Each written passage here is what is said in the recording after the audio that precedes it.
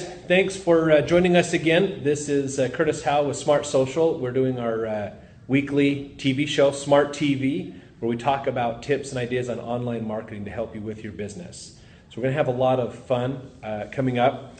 I have invited a good friend of mine, Kevin Smullin, and he's going to be here to talk to us about some of the things we're going to go over today on generating leads for your business. Kevin, do you want to do just a quick introduction about yourself? About your business, what do you do? Yeah, not a problem. So again, my name is Kevin Smullin. My company name is Real Horizon. So I work with small business owners to help them generate all the leads they need for their business. So work with companies in a variety of different industries, just helping them improve the number of leads that are coming in. And my opinion is there's very few things that more leads and more business won't fix in a business. And so really my job is just to help make sure that companies don't become part of that statistic that they fail within the first X number of years because they weren't generating enough business. So that's what I do. Sweet. That's good. The leads are a big deal. That's it's interesting when you look at some of those statistics, like you talked about when companies have those problems. The first, I think it's around 70 or 80% right now, go out of business in the first 5 years. Yeah, I've seen different statistics. I've seen some people quote as high as 90% in the first 5 years. But yeah, I mean, regardless of what percentage, the numbers are very high. And my take on that has been that, when people are starting their business, they're often very skilled at what they do. And that's why they're getting into whatever craft that is anyway. But they tend to miss the business side of things. They haven't been trained about marketing, about lead generation, and that's where they really struggle. A lot of people just think that because they're going to be in business, that business is magically going to show up, and that's just not the case. Yeah, no, and I totally agree.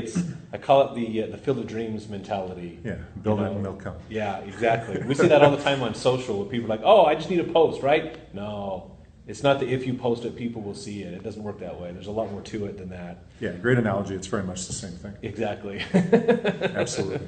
So if you all have questions about generating leads for your business, please let us know. Message them in. We're on Facebook and Twitter and Periscope as well. So please join us and ask any questions you have. Now, Kevin, you've developed a few techniques or a few things to talk about. Specifically, we want to talk today about two major things that you can do to get rid of the notification on there, that you can do right now to generate leads. What are those things? Correct. So what we're going to cover today is two ways that small business owners can be using to generate leads immediately for their business. So one's going to be more of a short-term, something they can do right now today. The other one's going to be more of a long-term strategy to show them how they can double their business. So the clients that I work with, the ones that I do my one-on-one consulting with, we have a short-term focus where really my emphasis is to help them generate $10,000 of new business within 60 days. And then once we've accomplished that, then we start getting into a longer-term strategy of how they can double their business, oftentimes in the next 12 months. And so I'm going to share a piece of both of those today, one for people to get started immediately, and then another one for more of that long-term vision. So we're going to cover both of those. Sweet. Let's get started then. If you want to get to which one do you want to get going with? Let's start with the short-term first. Okay. So one of the things that I guess really the best place to start is just to help people get on the same page about marketing. So my definition of marketing is it's all about finding a limited market and seeking to dominate it totally. Right. What happens is a lot of times when people start their business and they start marketing, they promote themselves in a way that they're attempting to be everything for everybody. And what ends up happening is through that process, they end up becoming nothing for no one. And they don't realize that. So to kind of put it in perspective, let's just take it out of business and let's just compare it to something else that's far more common for people. Okay. So let's say, for example, you need a heart transplant. Okay. So you're searching on the internet or on social media or whatever for a doctor that can help you with your heart transplant. And you come across one doctor who's a primary care physician, and it talks about we do heart transplants and your sore throats and we do blood transfusions, and they have this big long list of everything that they do, right? Or as you're searching, you also come across a cardiologist where that is their specialty. That's all they do is heart transplants. Now, even though that new heart doctor, maybe they've only been in business for, say, 2 or 3 years, right? But that's all they do. Whereas the other one, the primary care physician, maybe they've been in business for 30 years or 500 years, who really cares what that number is. But they've got this big long list of everything that they do, right? So if you need a heart transplant, who are you more than likely going to select? Probably more of a specialist rather than a generalist. And everybody I ask that question to, they always say the same thing. But why? Why would you pick that? Well, you'd think that somebody who specializes has a little bit more in-depth knowledge in that field, and so they might know things that a general practitioner wouldn't know. Because you think of general practitioner, that's kind of the jack of all trades. They know a little bit about a lot of things, but they don't go really deep in their knowledge in any specific field. Exactly. So one of the big keys for people to get further faster is just helping them carve out a very specific niche, that when they get really good at one thing, all of a sudden there's very little competition, if any. It's the easiest way just to quickly carve out a segment of the market, and their business can grow and expand from there. So with that concept in mind, the first way that people can instantly start generating business is dominating that one area. So I call it coming up with a market domination statement.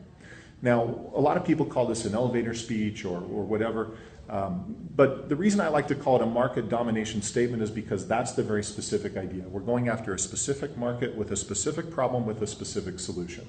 Because when you get specific about that, you start generating leads immediately. So let me give some examples of this. I'll take real estate agents because they're a classic example of this. So a lot of times, just as people are out doing networking, or maybe they're just meeting somebody at a social function, the question of what do you do for work, that always comes up. And most people, the way they answer that is they'll say something like, I'm a real estate agent, I'm an attorney, I'm an accountant, I'm a plumber. Just a label. Yeah, they answer it with their title of their profession, right? And most people, when they hear that, they just say, okay, that's nice, right? Because they know 10,000 other people that do the same thing, right? Yeah. And so it doesn't generate any business. And so this is one way people can just generate business immediately, just by doing something different. So getting back to that real estate agent, right? Most people, they'll say, well, I'm a real estate agent, I help people buy and sell homes, and that's as far as they go. And the thought process is, well, yeah, I know 10,000 other agents that do the same thing, and so the conversation just moves on, right? Like, for example, one client I've worked with, the real estate agent wanted to dominate the first-time home buyer market, right? So instead of answering, I'm a real estate agent, his market domination speech became this. I'm a real estate agent, I work with first-time home buyers who don't have the money for the down payment. I teach them a 5-step system that they can overcome the down payment, get the money they need for that today, so they can buy a house right now. Wow. See, and that's what happens. That's really specific. When people hear something like that, one of two things happens, and this is where the power of generating leads comes in. Either number one, the person says, well, you know, I'm part of that, how do you do that, right? Or the second thing is they may not be part of that market that you're going after, but they're going to start thinking of, well, I know somebody that fits that category, and you should be talking to them, right? And that's how people will just start instantly generating leads, just from having a better elevator speech or market domination speech, because they're being specific, right? So a great market domination speech contains 3 things. It contains, number one, that target market. Number 2, it contains what their problem is. And then number 3, how they specifically solve that problem. Because if people can clearly articulate those 3 things, they'll be amazed at how many leads they just start generating immediately. Wow. Yeah, it's very powerful. So that's a very easy way that people can just start generating leads right now, today, without spending a dime. That's cool.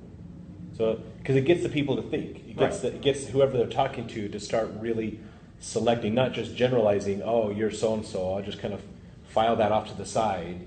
It almost gets the Rolodex going in their brain, going, who do I know that fits that? Yeah, exactly. And the problem is, here's a great tip that anybody can take.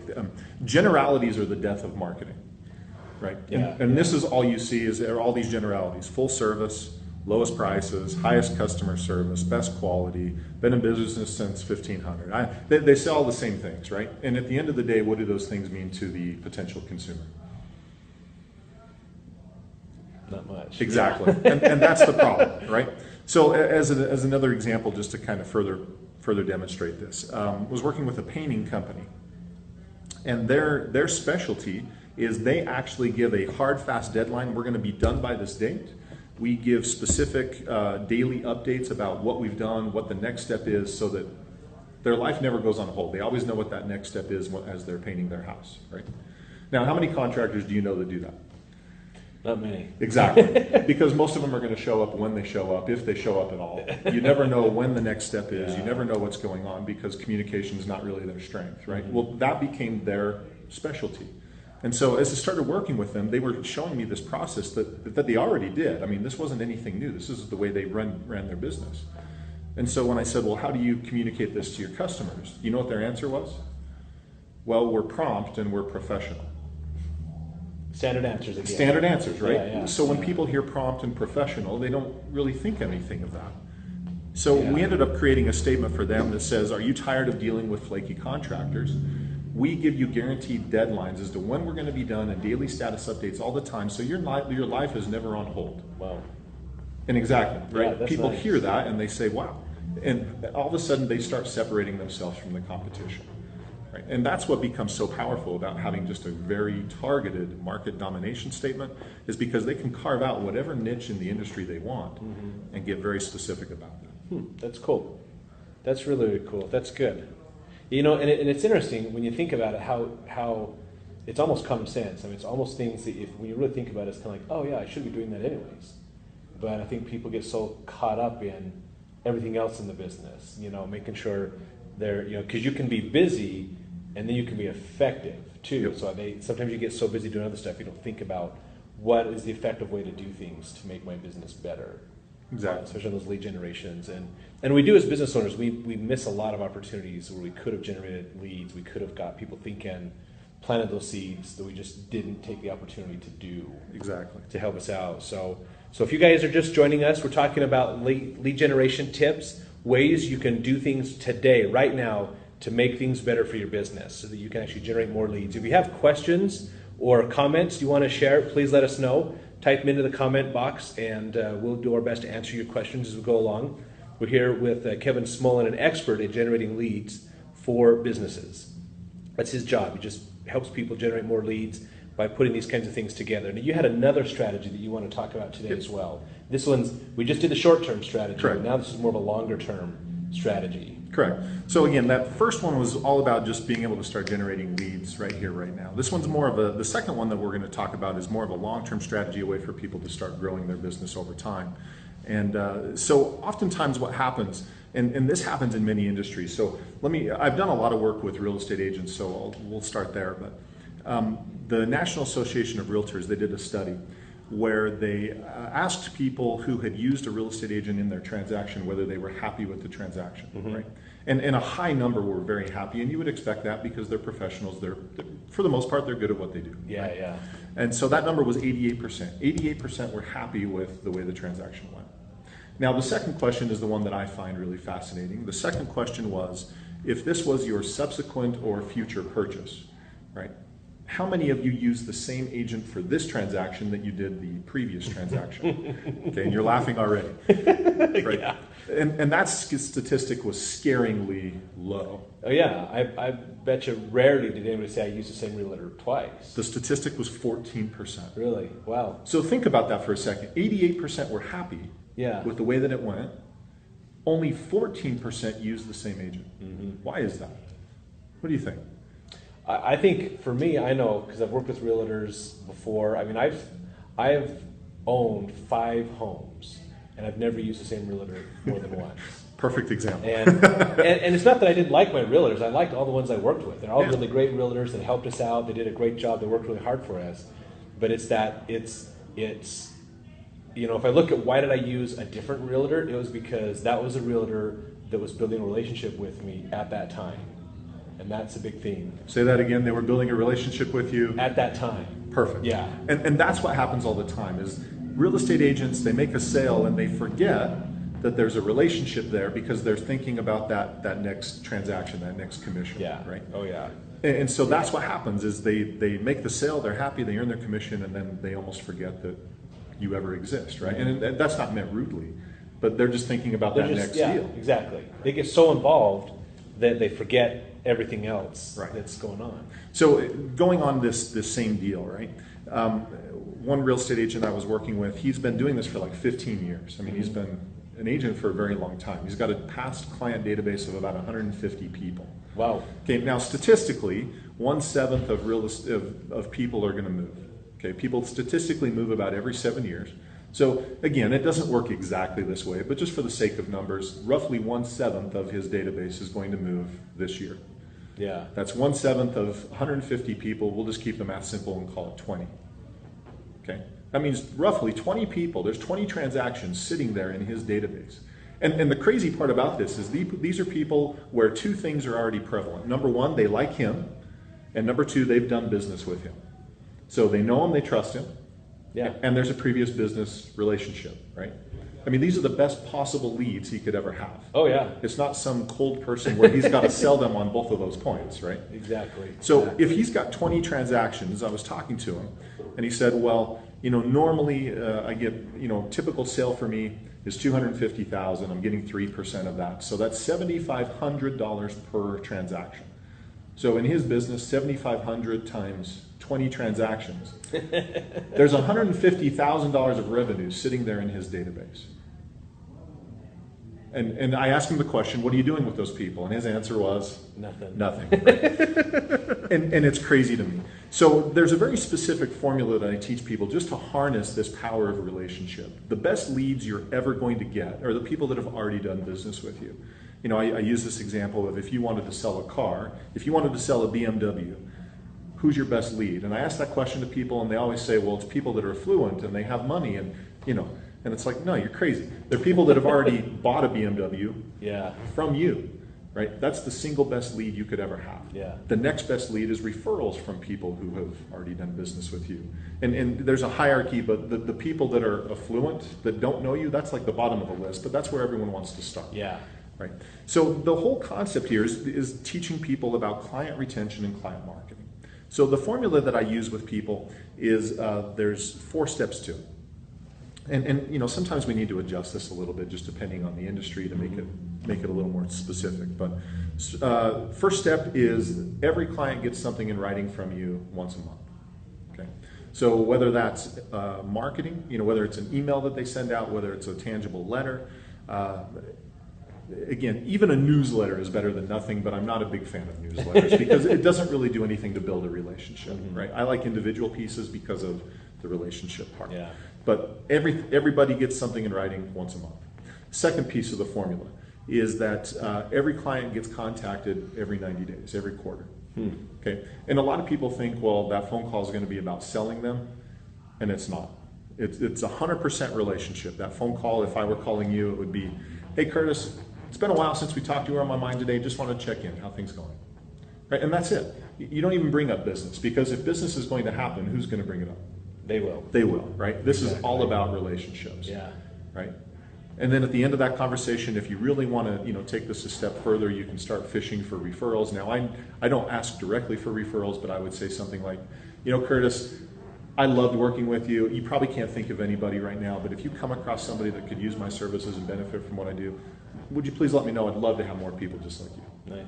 Right? Because if you ask for a referral, it puts people on the spot and you start damaging the relationship. Yeah. But it's the relationship that we want to cultivate. Right? Totally. So I want to ask for them without directly asking. I call it promoting referrals because I'm letting them know I accept referrals without saying, who do you know? Who do you know? Yeah. Because I don't want to put people on the spot. Totally. No, so that's great. the second piece is I want to contact everybody once a quarter and again, just remain that top of mind positioning with them.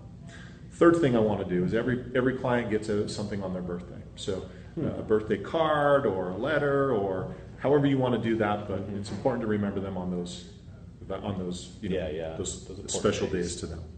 And then the last piece is I recommend that people do some kind of annual event. So in some industries, they'll do like a client appreciation event where they just invite a bunch of clients, they have a party, and that's great, right? Other industries, there's more strategic things that you can do. Like when I work with real estate agents, I recommend that every year they do a new property analysis on their property. So that phone call is, hey Curtis, it's been about a year since I sold you your home. Thought you might be curious as to see what the market's done and what the value of your home is after this last year. So I'd love to just prepare a market analysis, send it over to you, and we can talk about it. That's interesting. Because when people have that kind of service from their agent, right? The next time they're in a social function and somebody says, well, we just got transferred, we got to sell our house, what are you going to say? I'm going to be thinking about that realtor and the market analysis and all the stuff they've been doing because that gives me tools and resources that I can use. Yeah, because you're going to say, man, you've got to talk to so-and-so because here's exactly everything they did with me, and nobody else in the industry does that, and so, again, that's where referrals come, right? And so people think, well, I'm not going to get business from it, but that's actually the mistake. You are, right? And when people see the value of their home after a year, they may say, maybe I do want to sell. Right? Yeah, Things I'm in that happen all boat the right time. now, in fact, actually, with a realtor friend, because they're like, man, the market's doing so well, maybe we should look at what Right. can we do with this. But whether they sell or not, honestly, it's irrelevant. It's Yeah. just about that relationship. And this happens so many times. I had a chiropractor I was working with. He's got a database of over 1,200 people. Same question, what are you doing with them? His answer? Nothing, which is silly because in his business, it's all about people coming back and recurring. Exactly. And I mean, and this happens over and over again. So one easy way that people can just generate leads is to figure out that one piece is just client marketing, right? If they just stay in front of people, just add value, focus on building relationships, their business can't help but double. Because they're working with the people that already love them, already trust them. They love what they do because they've already done business. Yeah. It's the best source of leads they could ever get. Absolutely. That's really good. No, and I like that one too, because that's the essence of what social media does as Yes, well. absolutely. When we talk to people, it's like, look, let us get your customer list and let's help you talk nearly daily with these people. As they're on social media, let's be a resource for them. Let's help keep your customers with you. Because it's ironic that most businesses, when you look at it, what does it cost you to get a client to buy again from you or to give you referrals is like a fifth of the price of getting a new referral. So, but we spend all our time on the new referrals, the new business, not getting the current people to work with us, and it's crazy. Exactly. So, and social media is a great tool to further that relationship because that's what it's all about. It is. Okay. And it's that long-term value is very, very important to do. It's hard to get an ROI on it, unfortunately, but it's a very important part to do. Yeah. So that's what we love to do as well, is help people provide value first and then get those sales later when people, we actually call it creative gravity around your business, because if you're a good resource to people, if you have good information and things you're promoting and helping, sharing with people and building those relationships, then people will come at their pace to you. Absolutely. You don't have to sort the people, your content will filter them, and you'll just get the ones that are ready to buy. And so it saves you more time in that effort as well. Right. Makes a big difference. So if you guys have questions, we're going to be wrapping this up real quick. I think we went just a little over time, which is fine. This was awesome content. Thanks, Kevin, for being on Hey, my with pleasure. us. Appreciate being here. If anybody has any other questions, let us know. If you think of other questions later on, reach out to us on Facebook or Twitter or any social site. We're there. Smart Social is our site, our company name as well. Go look us up on any of the social sites. We have this recorded. We're going to be sharing it as well out. We're going to put it on our YouTube channel. So if you want to go see our past episodes of Smart TV and the other marketing ideas that we've promoted, then go check us out on YouTube for Smart Social, and you can find us there as well. Thanks everybody for joining us, and we'll see you next week.